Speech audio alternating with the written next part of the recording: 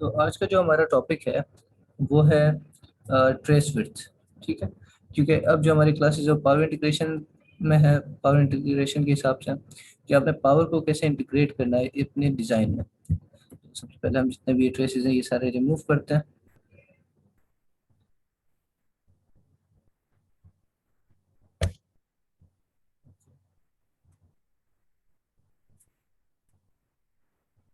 ठीक है।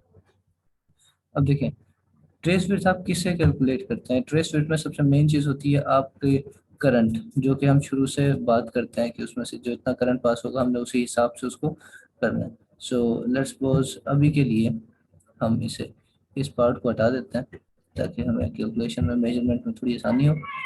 और यहाँ से आपने मेजरिंग टूल लेना है। मेजरिंग टूल के बाद डीसी एमीटर। डीसी अगर आपका डीसी सर्किट, अगर एसी सर्किट है तो एसी एमीटर। एमीटर लगाया है, इसके बाद आपने पहले एक अंदाज़ा होता है ना, अगर आपको आपको लगता है कि यहाँ से एम्पेयर्स में करंट गुजरा है, ज़्यादा करंट है तो एम्पेयर्स में, कम करंट है तो मिली एम्पेयर्स में। ओके, सिमुलेट किया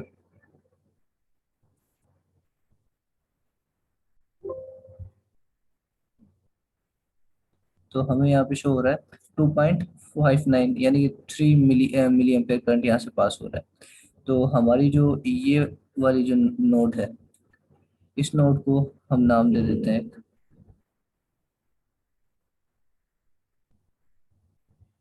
3 एम्पेयर। मैं इसे दे देता हूँ 3 मिली एम्पेयर। 3 मिली एम्पेयर इसे दे दिया ना। अब हम आते हैं इंटरनेट पर। यहाँ पे बहुत सारे कैलकुलेटर हैं, कोई भी आप यूज़ कर सकते हैं। ये किस फार्मूला के तहत करता है कैलकुलेट वो मैं आपको पहले बता चुका हूँ। अब 3 मिली एम्पेयर है तो 0.003 एम्पेयर्स थिकनेस। अब ये थिकनेस जो है, ये थिकनेस आपको पता चलेगी आपके स्टिक्स टेक्नोलॉजी में आकर आपने जाना है।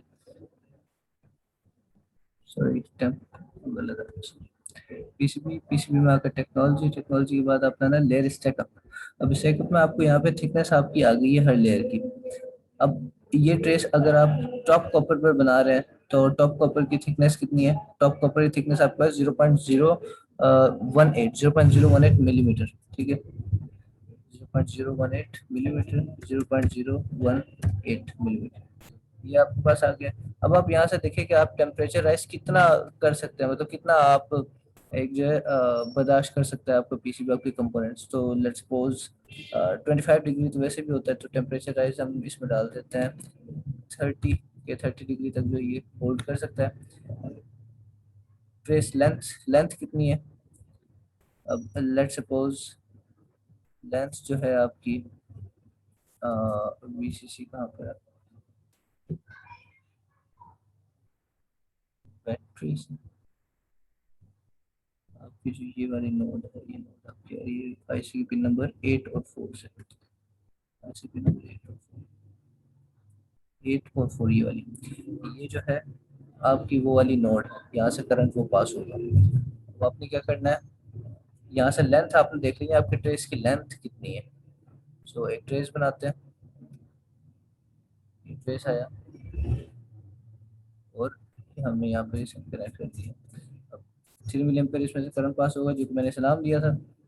अब इसकी लेंथ देख लेते हैं कि लेंथ कितनी है। एक तो आसान तरीका यही है कि आप यहाँ से क्लिक करें, आपके पास आ जाएगा 3.3 millimetre. 3.3 millimetre plus 3.3 millimetre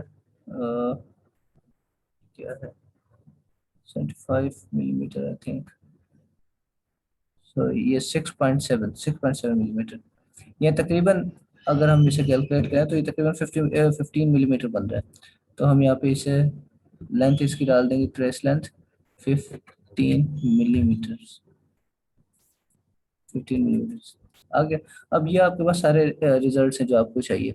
result for internal layer, internal layer का मैंने आपको बताया था कि हीट डिसिपेशन का मसला होता है, तो इस वजह से पावर की जो लाइंस है वो हम इंटरनल लेयर्स में नहीं डालते हैं, आउटर लेयर्स में, यानी कि टॉप कपर और बॉटम कपर में डालते हैं। अब रिक्वायर्ड ट्रेस, ये आपके पास आ गया। वोल्टेज ड्रॉप कितने होंगे, पावर लैब्स, और ये एक्सटर्नल लेयर के लिए आपके पास आ गया। रेजिस्टेंस होगा आपकी 159 मिलीमीटर, रिक्वायर्ड ट्रेस विड्थ, ये आपकी रिक्वायर्ड ट्रेस विड्थ है 0.00319 मिलीमीटर।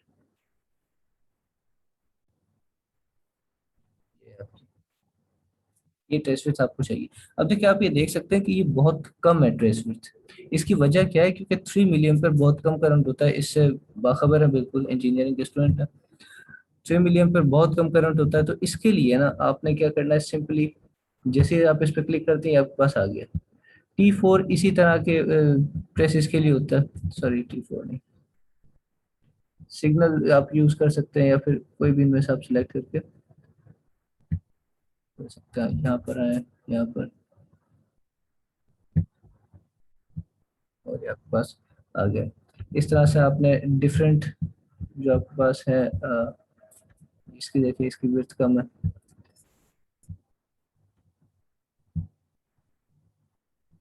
गलत सवाल। ये आपकी विड्थ है, विड्थ मैंने आपको बताया था ये इंचेस में है, ठीक है। तो आप अपना जो कैलकुलेटर है उसे भी इंचेस में कन्वर्ट कर सकते हैं। सॉरी इसमें इंच का ऑप्शन ही नहीं है, आई थिंक इसमें इंच का ऑप्शन नहीं है, आपको वैसे ही कन्वर्ट करना होगा। तो यहाँ पर आप इसी दे सकते हैं, मैंने बताया था इंच के 1000th पार्ट करते हैं, और उसमें से वन जो पार्ट होता है उसको वंथ कहते हैं, उसका वंथ सेकंड, इस तरीके से आप इसे कर सकते हैं। 10th यानी कि इंच का अगर 1000 पार्ट करें उसमें से 10वां हिस्सा जो ये है, तो ये इसकी विड्थ आ गई। आप इसे कोई भी जो मतलब दे सकते हैं। देखिए यहाँ पर आ गया, राइट क्लिक किया, अगर आपको ट्रेस बनाने के बाद इसकी चेंज करनी है तो ये रही, यहाँ से भी आप चेंज कर सकते हैं। T7.5 कर देते हैं, देखिए ये बिल्कुल पतला हो गया। इस तरह के पतले ट्रेसेस आप इस्तेमाल कर सकते हैं कम करंट के लिए। T4 कर दें और पतला हो जाएगा, ये एक समझते कि मिनिमम है, ठीक है। ओके,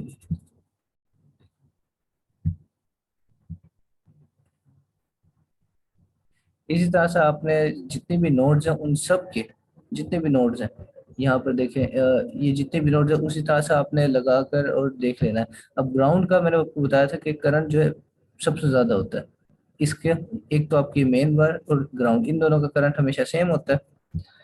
तो आपने क्या करना होता है, इससे और इसे यानी कि जो पावर लाइंस है आपकी, वो आप उसके लिए पावर प्लेन बनाते हैं। पावर प्लेन बनाना मैंने आपको पहले बताया था, कैलकुलेशन जो है वो वो भी आपको पुरानी वीडियोस में सिखा चुका हूँ, सॉरी क्लासेस में। और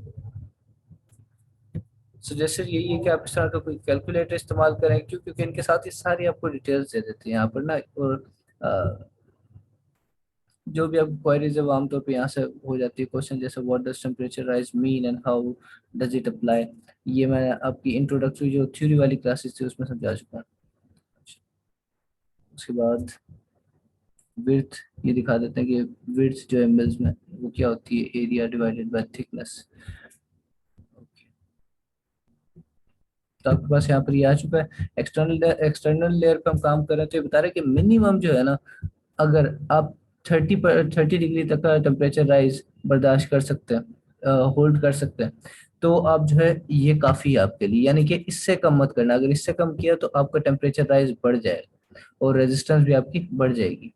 अब अगर मैं टेम्परेचर राइज कम कर देता हूँ तो वो देखिएगा वो इंक्रीज हो जाएगा। अब देखिए जैसे ही जीरो किया तो ये इन्फिनिटी हो गया। इसकी वजह ये, मैंने आपको बताया था कि टेम्परेचर राइज हमेशा होता है जब भी करंट पास होता है किसी भी चीज से, उसकी कुछ रेजिस्टेंस होती है, और रेजिस्टेंस क्या करती है, पावर डिसिपेट करती है। पावर डिसिपेशन किस फॉर्म में करती है, हीट की फॉर्म में।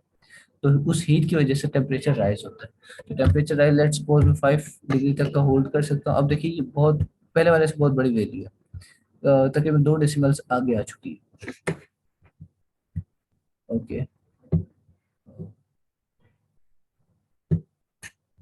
तो आपने ऐसे कैलकुलेट कर लेना है कि ट्रेस विड्थ आपको कितनी चाहिए रिक्वायर्ड, ये मिनिमम है, ठीक है। इससे ज्यादा तो आप कितना भी कर दें। और जब आप पावर प्लान बना रहे हैं तो फिर ट्रेस विड्थ की कोई टेंशन नहीं होती। फिर पावर प्लान में जो है ना, फिर इसकी टेंशन नहीं होती। इसीलिए पावर प्लान हमेशा इस्तेमाल किया जाता है इन चीजों के लिए जहां पर भी आपको पावर देनी होती है। अच्छा, हम वो पुराना सर्किट जो है हटा चुके हैं, मैं दोबारा ऐसे करता हूँ।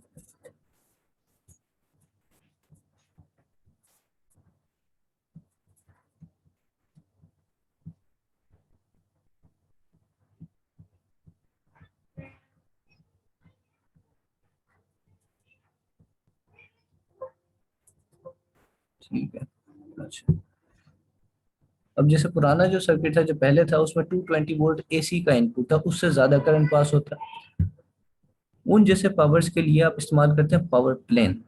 पावर प्लेन कैसे जनरेट करते हैं वो मैं आपको बता चुका हूँ। आपने टूल्स बनाना है, टूल्स बनाने के बाद पावर प्लेन जनरेटर आपने सेलेक्ट करना है। इसके बाद आपने नेट सेलेक्ट करनी है। नेट का मतलब सिंपल नोड आपका जो है एक नोड सेलेक्ट करनी है, किस नोड पे लगानी है, किस पर, ग्राउंड पर। ग्राउंड सेलेक्ट किया। बाउंड्री, बाउंड्री लेवल यानी कि जो उसमें एक गैप आता है दूसरे कंडक्टर्स, दूसरे कनेक्टर्स या कंडक्टर्स जो भी है उनके बीच में गैप कितना होना चाहिए पावर प्लेन का। तो मैं पावर 2 पे कर देता हूँ। पावर 2 आप पहले सेट कर देते हैं। जैसे ही हम इसे देख, ये आपका जो ये जो बीच में गैप है ना, ये आपका डिफाइन करता है वो। ओके, आपके पास ये आ चुका है, पावर प्लेन आपका डिफाइन हो गया। जब एक बार आप पावर प्लेन डिफाइन करते हैं ना, इसके बाद आपको जो है ट्रेस विड्थ फाइंड करने की कोई जरूरत नहीं पड़ती। अच्छा, फिर आ जाते हैं अब एक ये है और एक पावर यहाँ पर, ये एक इस नोड पे सबसे ज्यादा करंट होगा, दूसरा इस नोड पर। तो आपने इन दोनों नोड्स को जो है पावर प्लेन में कन्वर्ट कर देना है। इसी तरह से आपकी पावर इंटीग्रेशन पीसीबी डिजाइनिंग में होती है।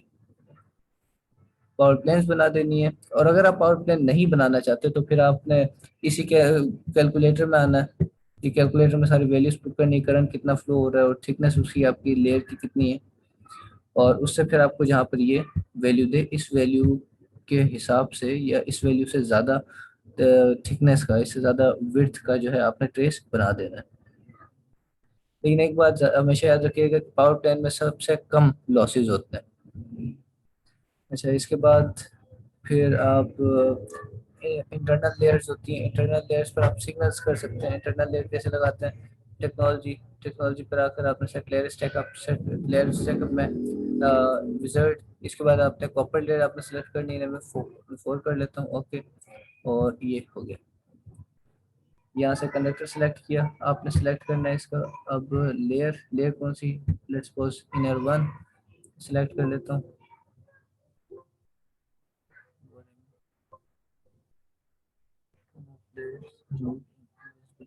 ओके, ये जो एरर है ये इसका है, जो कि कल हमने यहाँ से विजिबिलिटी ऑफ की थी एक लेयर की।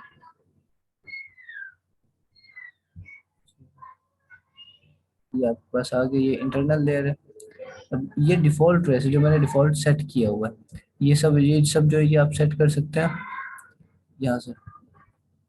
ये देख रही है मैंने सेट किया हुआ पैड की जो है कितनी होनी चाहिए, ट्रेस पैड ट्रेस और ट्रेस क्लियरेंस, ये सारे मैंने यहाँ पे सेट किए हुए हैं। यहाँ से ये डिफॉल्ट वाला है, ये देखिए ये डिफॉल्ट है। इसे आप चेंज कर सकते हैं, अप्लाई डिफॉल्ट्स ये। Okay, inner one, inner one पर भी ये यहाँ पर आ गए। पैड क्लियरेंस आप चेंज कर सकते हैं, पैड टू ट्रेस क्लियरेंस यानी पैड और ट्रेस के बीच में कितनी क्लियरेंस होनी चाहिए वो ट्रेस टू ट्रेस क्लियरेंस आप चेंज कर सकते हैं। और ग्राफिक्स क्लियरेंस यानी टेक्स्ट जो होता है उसमें कितना होना चाहिए, ये आप इसे चेंज कर सकते हैं। इसके अलावा फिर आपने अगर ट्रेस बनाने के बाद चेंज करना है तो ट्रेस स्टाइल में आके T4 कर दें।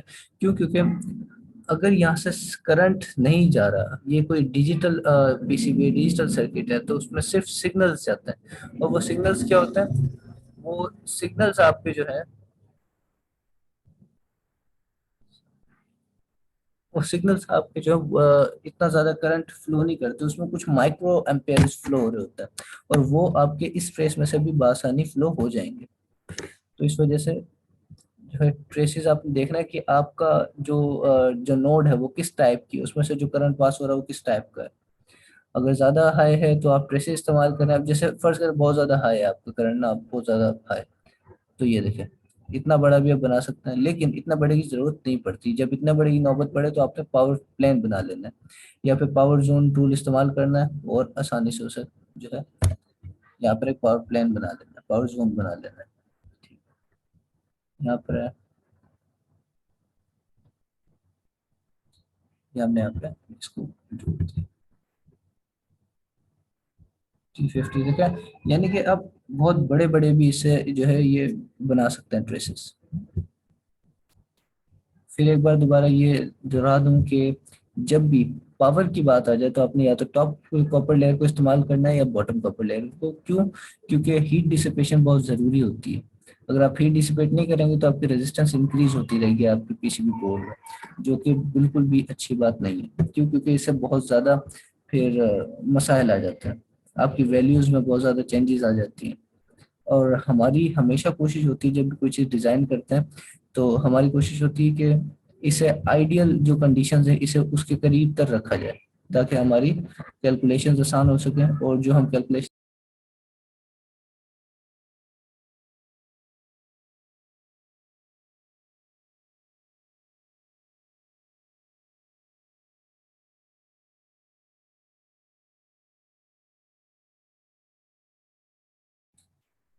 आपको आवाज़ आ रही थी मेरी?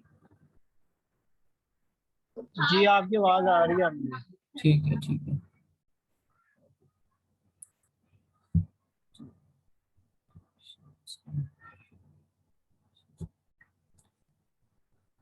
ये आपका पीसीबी है, ट्रेसिस की विड्थ आपने इस हिसाब से करनी है।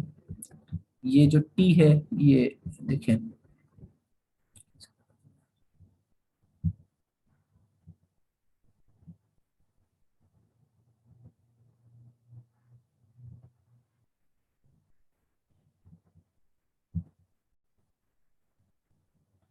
ये रूट आप कॉपी भी कर सकते हैं। किस तरीके से? देखिए, सेम रूट अगर आपने अलग दो आईसीज हैं, उनकी पिन बिल्कुल एग्जैक्ट है, आपने एग्जैक्ट ट्रेस कॉपी करना है तो इस तरह से ट्रेस कॉपी पेस्ट भी आप कर सकते हैं।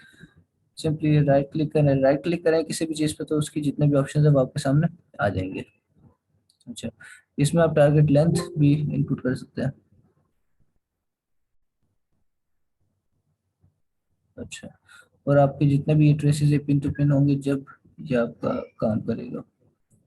ओके, चेंज लेयर, लेयर भी आप डायरेक्टली चेंज कर सकते हैं। इनर टू पर ले जाएं, ये आपका इनर टू पर पहुंच गया।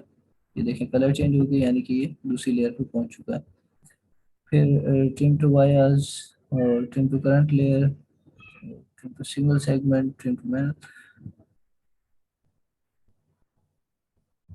यहाँ पर आप नेट देख सकते हैं डिजाइन एक्सप्लोरर में। चले, इन बातों को छोड़ें। अब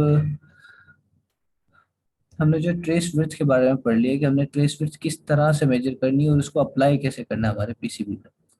तो आज का टॉपिक ट्रेस विड्थ से ही रिलेटेड था। आज का टॉपिक क्लियर हुआ।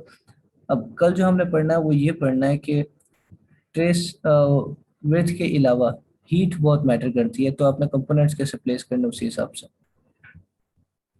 तो आज की क्लास खत्म करते हैं, ठीक है?